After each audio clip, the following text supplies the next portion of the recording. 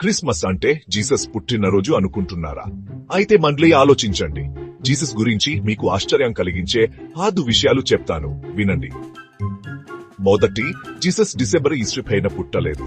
చాలా మంది పండితులు ఆయన వసంతకాలం చివర్లో లేదా శరదృతువు ప్రారంభంలో పుట్టినట్లు నమ్ముతారు.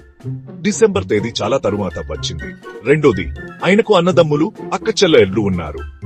బైబిల్లో జేమ్స్, జోసెస్, సైమన్ మరియు ఇతరులను ఆయన తోబుట్టువులుగా పేర్కొంది. మూడోది, జీసస్ హిబ్రూ లేదా గ్రీకు కాదు, అరామిక్ భాష మాట్లాడేవారు.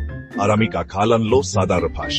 నాలుగోది, ఆయన చేసిన మొదటి అద్భుతం ఒక పెళ్లిలో నీటిని ద్రాక్షారసంగా మార్చడం.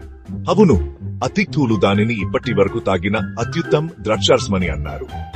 ఐదోది, జీసస్ తన తండ్రి జోసెఫ్ లాగా వడ్రంగి. కానీ వడ్రంగి అంటే నైపుణ్యం కలిగిన బిల్డర్ లేదా కళాకారుడు అని కూడా అర్థం.